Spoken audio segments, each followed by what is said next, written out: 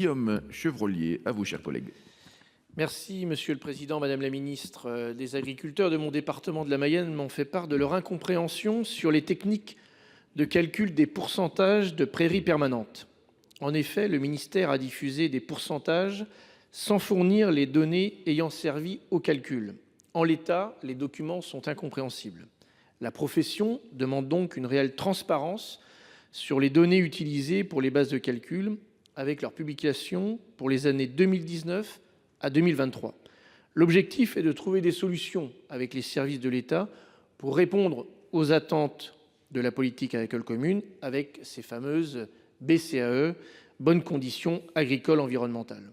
Aujourd'hui, la méthode de calcul apparaît complexe et exclut toutes les exploitations disparues entre 2018 et 2023. Il est pourtant fort probable que l'élevage qui était présent sur certaines de ces exploitations n'ait pas été repris par d'autres exploitations. Il serait donc utile de préciser les surfaces en prairies permanentes enlevées et de prendre en compte les évolutions au niveau régional et pas à l'échelle des exploitations. Par ailleurs, les agriculteurs demandent de tenir compte d'une malheureuse baisse du cheptel bovin corrélée à une situation économique qui ne pousse pas à développer une activité de moins en moins rentable et qui influe donc sur le ratio de prairies permanentes. D'un côté, on demande aux agriculteurs des prairies permanentes, mais également de varier les cultures pour percevoir les aides de l'Union européenne. Comment les agriculteurs peuvent-ils s'y retrouver dans ces injonctions contradictoires? Je vous demande donc, Madame la Ministre, ce que vous avez prévu pour apporter plus de transparence sur le calcul des ratios afin que les services du ministère puissent travailler conjointement avec la profession pour trouver des solutions dans l'intérêt de l'élevage et de l'environnement. Merci. Madame la Ministre.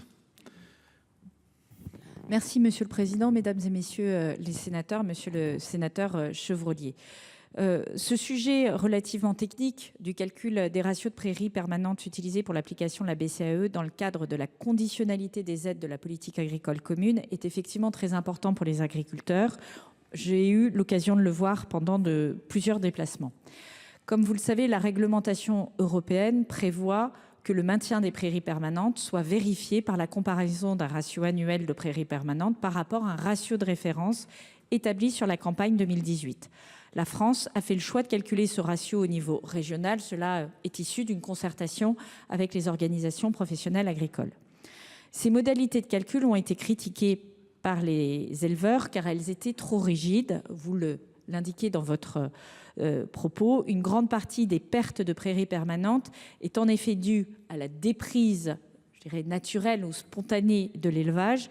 Il n'est donc pas possible de demander aux éleveurs de réimplanter des prairies alors même qu'ils ont dû arrêter leur activité, souvent dans des conditions difficiles.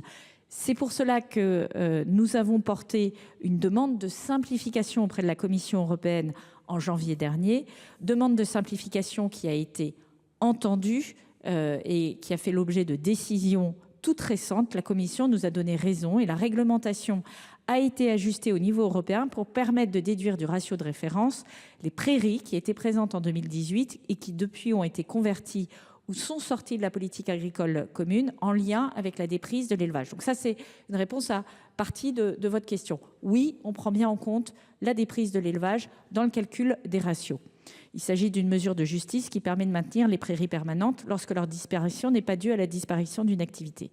Les travaux sont en cours, deuxième élément de réponse, afin de déterminer l'impact de ces évolutions sur les calculs des ratios. Nous le faisons avec les organisations professionnelles agricoles. Est-ce qu'on fait un ratio régional? Est-ce qu'on fait un ratio national? Vous savez que cela a des conséquences différenciées selon les régions. Et donc, effectivement, toute la lumière sera faite sur ces ratios au terme de cette concertation. Et chers collègues, pour 15 secondes. Oui, merci Madame la Ministre pour votre réponse. J'espère qu'elle donnera satisfaction à nos agriculteurs qui, on le sait, l'administration est souvent très exigeante vis-à-vis de nos agriculteurs. Donc là, en l'espèce, c'est les agriculteurs qui demandent, qui exigent de la transparence de la part de l'État. C'est une forme de réciprocité, de clause miroir. Enfin, vous le savez, nos agriculteurs, ils aspirent à de la transparence, de la stabilité des normes et de la simplicité. Merci.